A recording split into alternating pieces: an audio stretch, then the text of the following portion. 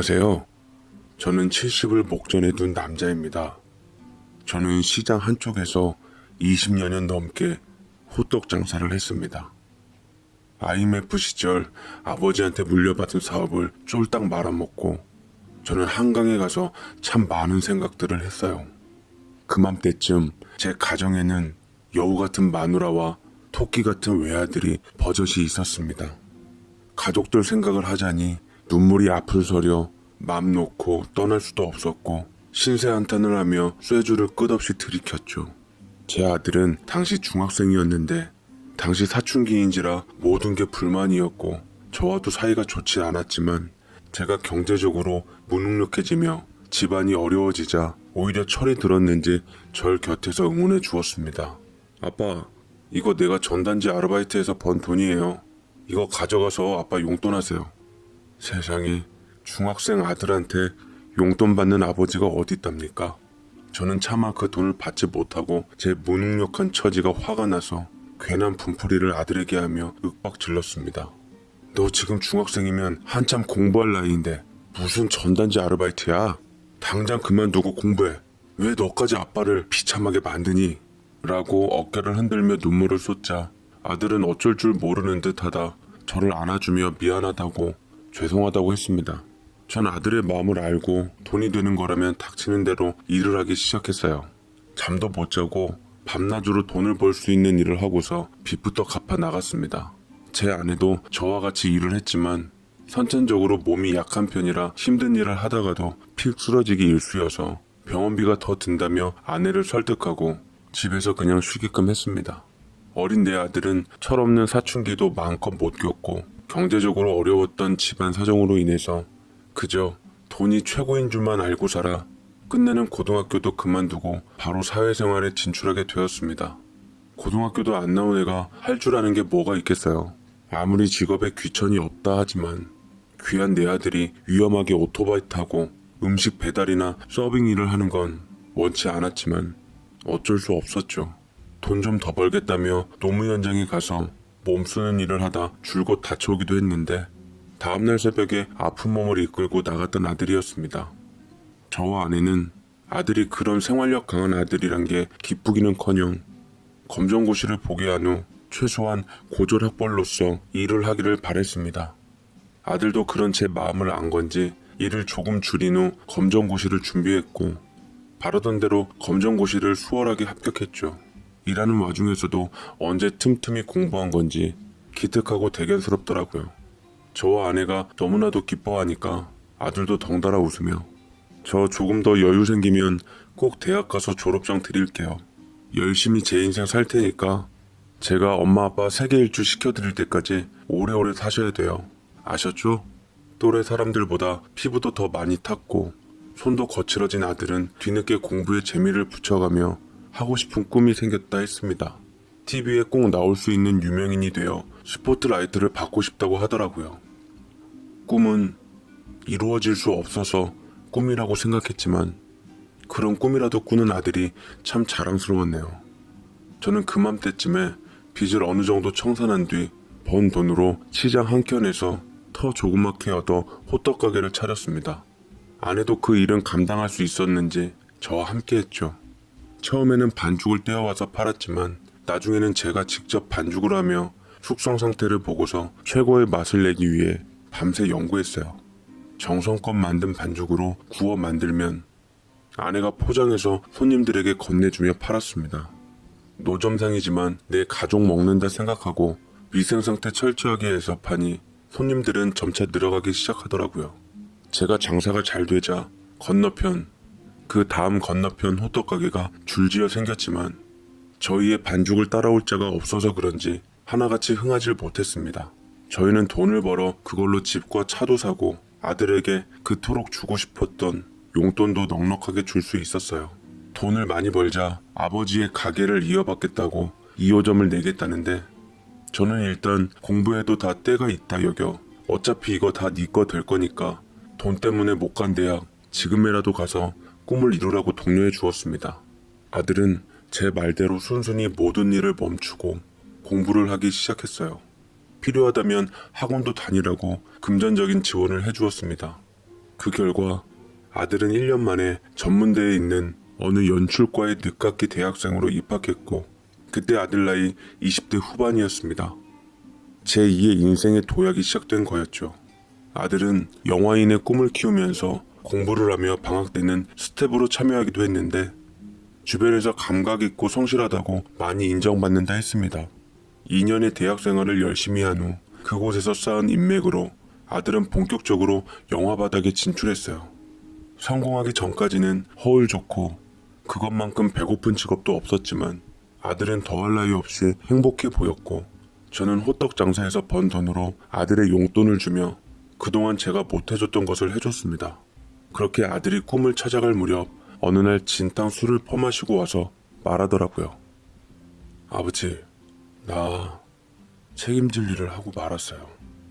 같이 일하는 스텝인 여자가 있어 잠깐 만났는데 제 아이를 임신했대요. 나 이제 막 내 꿈을 찾으려고 발붙이고 있는데 지금 그 여자를 책임지면 내 인생 어떡해요? 라고 얘기를 하는데 마음이 덜컹거리더라고요. 그간 아들이 어떤 환경에서 어떤 심정으로 살았는지 누구보다 잘 알았기에 솔직히 아버지로서 아무 생각 안 하고 아들을 무거운 짐으로부터 벗어나게 하고 싶었습니다. 허나 남의 집 자식도 귀한 법인데 아이까지 생긴 여자를 아들의 인생 때문에 외면한다면 그건 또 사람으로서 할 짓은 못 된다고 생각이 들더군요. 저는 안타깝지만 아들에게 쓴소리를 했습니다. 중서봐, 남자가 모름지기 책임질 일을 했으면 책임지는 게 맞다고 본다 아빠는. 어찌됐든 너도 그 여자를 좋아해서 아이가 생긴 거잖니. 20대 후반이면 어린 나이도 아니고 가정 가진 후에 잘 되는 사람도 많이 보았다. 어쩌면 그 손주가 큰 복을 가지고 온 게 아닌가 싶기도 하고 나는 그 여자를 한번 만나보고 싶구나. 제 말을 듣자 아들은 뭘 기대한 건지 절망 어린 눈동자로 저를 바라보았고 제 말을 들은 아내는 아들이 안쓰러운 듯 감싸 안으며 많은 생각을 하는 것 같았습니다. 며칠 후 아들은 여자와 함께 나타났는데 아들보다는 훨씬 어려 보이는 여자였어요. 미용 전문학교를 나와 메이크업 아티스트를 꿈꾸며 현재 보조나 허드렛 일부터 밟아가고 있다는데 현장에서 아들과 만나 어떻게 인연이 닿았던 모양이었습니다. 저희는 그때 당시 호떡집 장사가 잘 되어서 그걸로 다른 데 투자하고 돈을 좀 만지고 있었던지라 아내는 초라한 아들의 여자를 보자 잔뜩 기고만장해져 있더라고요. 여자는 처음 본 저희를 보며 긴장이 있었고 취조하듯 묻는 아내의 질문에 몇 번이나 침을 삼켰습니다. 몇 살이고 어디 살아요? 부모님 뭐 하시지? 22살이고요. 부모님은 이혼하시고 전 엄마랑 같이 살고 있어요. 동생은 아빠랑 살고 있고요. 아내의 꼬운 첫마디에 얼어붙을 것 같던 그 아이는 눈조차 제대로 마주치를 못했고 아들은 여느 때 착한 모습과는 달리 여자에게 나쁜 남자였던지 웃음기 한번 보이질 않았습니다. 아내는 개구리 올챙이 쪽 생각 못한다더니 TV에서 나올 법한 못되고 시건방진 예비 시모의 얼굴을 하며 그 여자를 대놓고 무시하는 발언을 하기 시작했네요. 하며 가만히 있는 절더러 보태지 않는다고 옆구리를 치기까지 했습니다. 저까지 뭐라 하면 안 될 것 같아 어색하게 차 한 잔을 건넸습니다. 이거라도 마셔서 목 좀 죽여요. 그동안 힘들게 살았을 텐데 우리가 친부모라고 생각하고 많이 의지해요. 할아버지 될 생각하니까 벌써부터 기분이 좋네요. 라고 사람 좋게 얘기하니 그제서야 조금 표정이 누그러지는 여자였습니다. 허나 아들이랑 아내는 잔뜩 표정이 일그러지며 저 인간이 미쳤나라는 심정으로 절 노려보더라고요. 여자가 간 후에 아니나 다를세라 모자가 힘을 아파야 한바탕을 했죠. 아내의 주특기인 다다다다를 듣고 있는 동안 아들은 기분 나쁜 듯 자리를 떴고 저는 아직도 제가 뭘 잘못했는지 모른 채 그저 모자의 모양새가 기가 막혀 어이없을 뿐이었습니다. 아들은 곧 애기 아빠가 될 운명이었지만 그것이 마음에 안 들었는지 결혼 날짜를 앞두고서 일부러 다른 여자를 만나고 다니는 것 같았어요. 다 큰 아들을 사생활까지 문제 삼기가 그렇기도 하고 그걸로 인해서 아내와 큰 소리 나는 것도 지친 덕에 아무 말 못하고 있었는데 아무리 생각해봐도 이건 아니었습니다. 아내는 제게 다 마음을 못 잡아서 그런 거라며 가끔 며느리 될 아이가 인사 올 때마다 문전박대까지 하면서 내쫓아버렸는데 끝까지 애 때문에 등 떠밀려 결혼하는 아들이 불쌍하다는 둥 오로지 아들, 그놈의 아들 편만 들더라고요. 며느리 될 아이가 홀몸도 아닌 채 우리 준다고 과일 바구니와 꽃을 들고 오며 마음에 들어보겠다고 왔는데 그냥 돌려보내고 싶지 않아 제가 예비 시아버지로서 미안한 만큼 돈 봉투를 손에 쥐어주고 보냈습니다. 그럴 때마다 눈물을 글썽이며 감사해요, 아버님. 저한테 이렇게 대해주시는 분은 아버님밖에 없어요. 오빠도 어머님도 하나같이 제가 애 때문에 발목 잡은 거라 생각하시나 봐요. 저 그래도 뱃속 아기 때문에라도 오빠 포기 못해요, 아버님. 아무도 너한테 우리 아들 포기하라고 할 자격 없다. 난 우리 집 며느리감은 오직 너밖에 없다고 생각한다. 우리 아들도 곧 애기 낳고 하면 마음이 돌아올 거야. 태교에만 잘 신경 쓰고 몸도 마음도 편하게 하거라. 라며 따뜻한 말을 건넸지만 아들의 생각지도 못한 모습을 발견한 저는 과연 결혼식이 무사히 잘 치러질까 걱정이 되기도 했습니다. 그리고 기필코 녀석이 사고를 치고야 말았어요. 저는 며느리감의 얼굴을 보고 깜짝 놀랐습니다. 더군다나 사돈 어른들도 다 낯선 사람들이었죠. 결혼식장에서 제가 알던 여자가 아닌 다른 여자가 서 있는데 얼이 빠질 지경이었습니다. 며느리가 바뀌어도 어떻게 저렇게 손해보게 바뀌었나 아들의 눈을 탓했어요. 나이가 꽤 많아 보이는 여자였는데 성형 수상이인 얼굴에 과히 드센 모습이 범상치 않아 보였습니다. 더 충격적이었던 건 이미 아내와는 많이 본 듯 친해 보이는 사이였죠. 완전 저 혼자 바보가 된 느낌이었습니다. 한 번도 못 봤던 여자를 며느리감으로 들이다니. 적어도 애비로서 당연히 돌아가는 상황은 알아야 하는 게 맞거늘 아내와 아들을 따로 불러 뒤에서 난리를 치니 다들 얼굴이 굳더라고요. 저는 어떻게 이렇게 나를 감쪽같이 속이냐고 하니 아들은 시큰둥하게 대답했습니다. 내 행복보다는 책임감 운운하는 아버지를 믿을 수 없어서 그냥 엄마한테만 얘기한 거예요. 부모가 되면 자식이 어떤 선택을 하든 감싸주고 믿어주는 게 맞지 않아요? 저 아버지한테 실망했고요. 앞으로는 계속 제게 이렇게 의논 없이 통보만 받으실 거예요. 라며 맺힌 게 많은 듯 얘기를 하더라고요. 아들이랑 금이 간 건 이때부터였던 것 같아요. 저는 아내에게 어떻게 해서 며느리가 바뀐 거냐고 묻자 아내가 유감스럽게 대꾸했습니다. 지어머니 병환이 좀 심해져서 우리 중섭이한테 급한 돈을 빌려달라 했대요. 중섭이가 나한테 준비된 돈을 주며 이것만 주면 알아서 떨어져 나갈 거라 하더라고요. 중섭이 말 맞다나 원하는 돈 봉투 건네주며 아들과 헤어지는 조건으로 주니 바로 받고 떨어져 나갔고요. 어린 것이 돈 맛을 알아선 아주 보통 내기가 아니었어요. 분명 지 엄마 아프다는 것도 거짓말이었을 거라니까요. 라며 또다시 괘씸했죠. 중섭이가 옛 여자한테 준 돈은 새 며느리 될 여자가 마련한 거라는데 실상을 듣고 보니 예전 아이보다 새 며느리가 더 정떨어지더라고요. 그 여자는 아들보다 10살이나 많은 여자였는데 이미 한 번 이혼 후 두 번째 결혼이라 했습니다. 어디 회사 제작사 대표라 돈이 아주 많다더이다. 그 여자한테 시아버지랍시고 따로 인사를 받은 것도 없고 저 역시 도저히 아들하고 마음이 안 맞아서 큰 소리를 오가다가 결혼식만 끝나고 바로 나가버렸습니다. 예전 며느리 될 아이가 자꾸만 마음에 걸리더라고요. 어찌됐던 돈으로 합의가 됐다 했고 아들은 정작 딴 사람과 결혼을 한 상태니 그 애 입장에서도 나타날 이유가 없었던 거겠죠. 뱃속 손주를 많이 기대했는데 욕심이겠지만 귀한 생명, 세상 빛을 보며 사랑받고 자라길 바랬습니다. 지금 며느리 나이 상태를 봐서는 할아버지가 쉽게 될 것 같지 않아 마음은 더욱 헛헛했네요. 새 며느리가 들어오면서부터 가족 간의 변화도 많이 생겼어요. 제가 호떡 장사를 계속하고 있었는데 아내는 더 이상 호떡 기름 냄새만 맡아도 싫다며 가게를 떠났고 아들도 2호점을 내고 싶다 할 땐 언제고 시장통에서 장사하는 저를 숨기려고 했습니다. 그러거나 말거나 저는 꿋꿋하게 장사를 유지해 나갔죠.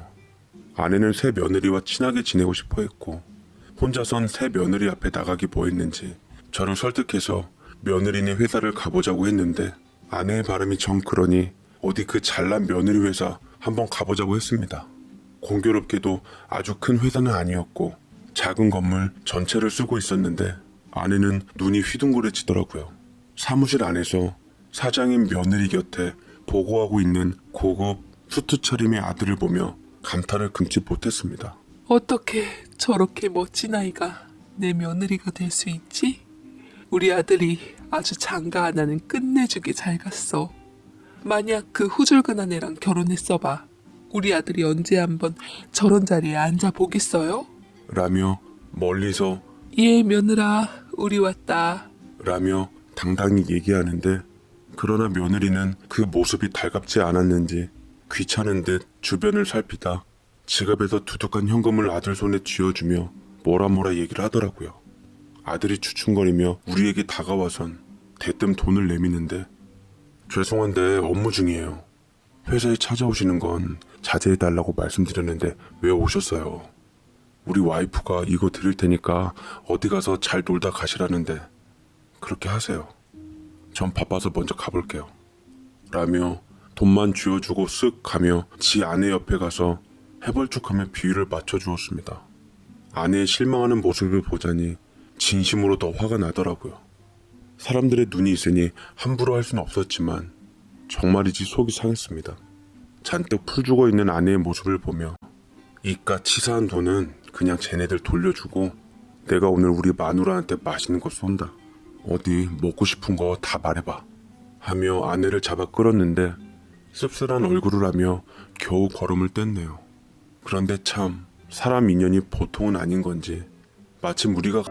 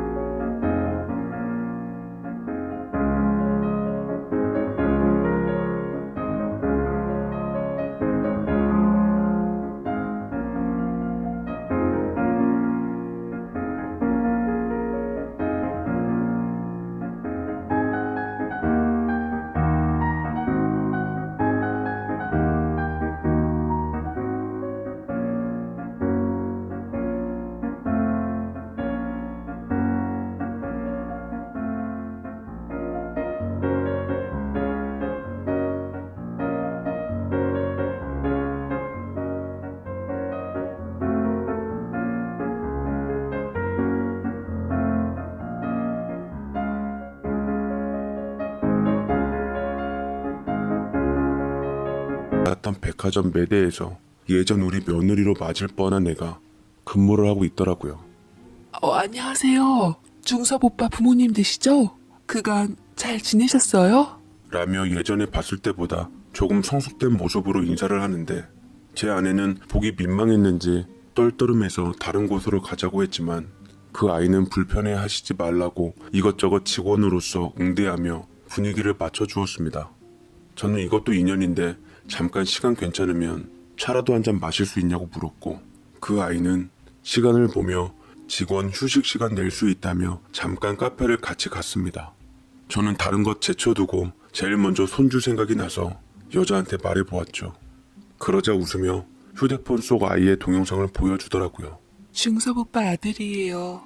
얼마나 애교도 많고 이쁜 짓을 하는지 정말 너무 소중해요. 저 지금 재혼해서 엄마 모시고 사는데 우리 남편도 제 아들을 친아들 이상으로 사랑으로 키우고 있어요.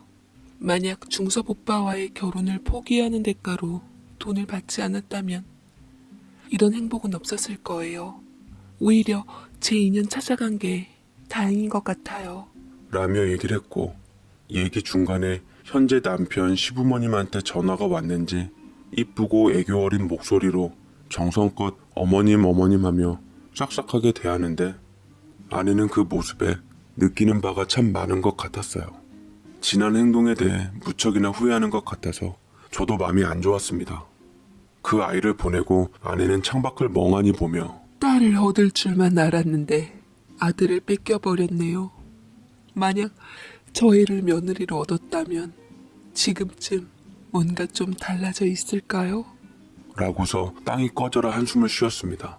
그 이후에도 새 며느리에 대한 기대를 포기하지 않고 아내는 끊임없이 다가가려 했지만 가까이 하기에 먼 당신인 새 며느리는 가벼운 집안 행사들은 물론 제사고 저희 생일이고 아내와 몸이 안 좋아 병원에 입원했을 때도 일 핑계로 코빼기도 비치질 않았고 아들 역시 저희가 짐이 된 듯 그나마 명목상 몇 번 했던 연락까지 아예 끊어지며 제3 꾸리기에 바빴습니다.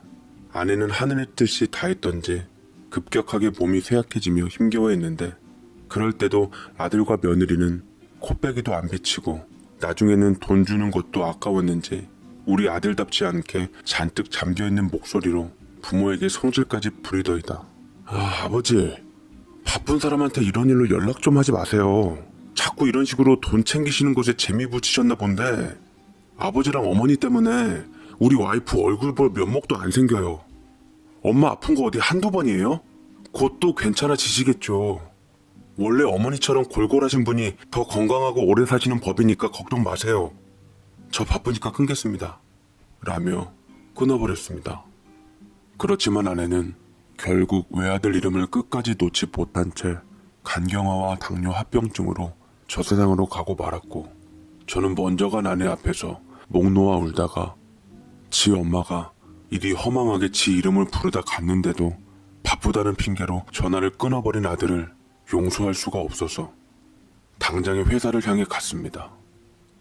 그런데 회사로 가보니 정작 현실은 더 가관이더군요. 사장님과 이사님께서는 오늘 미국 출장권으로 출국하셔서 보름 동안 회사에 안 계십니다. 라며 비서가 딱딱한 어투로 얘기하는데 정말 화가 나서 미치겠더라고요. 출국한 시간까지 억지로 확인하니 아내가 저 세상 가기 전까지는 분명히 한국에 있었던 파렴치한 것들이었습니다. 아무리 일도 중요하다지만 지 엄마가 생사를 앞두고 있는데 어쩌면 이렇게 모렴치한 것들이 있을 수 있을까요? 저는 아내에 관해 연락을 해도 꿈쩍 않던 아들을 뒤로 한 채 아내의 장례를 정성껏 치러주었습니다. 아내 앞에 서자니 사이에 유일한 사랑의 결실이었던 아들과의 많은 추억들이 주마등처럼 스쳐 지나가며 통곡했는데 마지막으로 한 전화 연결이 끝내는 안 되고 저는 그 녀석을 온전히 포기한 채 안 보기로 맘먹었습니다. 그래도 아들인지라 아무리 괘씸해도 다 묻고 넘어가며 알아서 잘 살길 바랬어요. 부모를 저버린 아들의 선택을 순순히 받아들인 게 지금까지 5년 정도 시간이 흐른 것 같습니다. 길다면 길고 짧다면 짧은 5년 동안 많은 문제가 있었던지 아들의 결혼 생활이 흔들리고 있는 것 같다는 소식이 들려왔습니다. 첫 조카에도 며느리 회사에서 같이 일하고 있었는데 후문으로 듣자니 회사 경영도 예전만 못한 것 같고 회사 자금까지 끌어들여 사채를 일삼는 며느리에 대해 문제가 많은 듯 하더라고요. 무엇보다 결정적이었던 건 그 여자가 더 이상 아들을 사랑하지 않아 딴 데 눈을 돌리고 있었던 것 같더랍니다. 딱 봐도 힘든 상황일 게 뻔한데 아들은 끝까지 제게 아무 연락이 없네요. 여전히 제가 싫은 건지 부끄러운 건지 면목이 없는 건지 모르겠습니다. 무슨 이유 때문인지 몰라도 해외에서 지내고 있다는데 처조카 말로는 결혼 생활 내내 사실 새 며느리 눈치 보며 발 뻗고 자지도 못했을 거라며 괴로움에 술만 마시면 지 엄마를 그렇게 보낸 것에 대해 자책감을 갖고 있다 하는데 고작 저렇게 살려고 부모를 저버렸나 싶더군요. 어떻게든 품어줘야 하는 게 부모라는 걸 아는데 왜 저는 그 녀석이 그토록 실망스럽고 괘씸한지 모르겠어요. 그것 또한 다 제 업보고 제가 잘못 키운 죄겠죠. 아들의 어린 시절을 생각하면 눈물이 앞을 가립니다. 우리는 어디서부터 어떻게 잘못된 걸까요? 아직도 환하게 웃으며 아내와 제 손을 붙잡았던 아들의 따뜻한 손길이 기억납니다. 저 조금 더 여유 생기면 꼭 대학 가서 졸업장 드릴게요. 열심히 제 인생 살 테니까 제가 엄마 아빠 세계 일주 시켜드릴 때까지 오래오래 사셔야 돼요. 아셨죠? 라고 했던 착하고 기특한 우리 아들. 아무리 시간이 흘러도 전 아들을 맞을 준비는 다 되어 있으니 녀석이 마음을 잡고 제게 아버지라며 돌아오는 날이 조만간 오길 바라며 어디에서든 건강한 모습으로 있길 바라며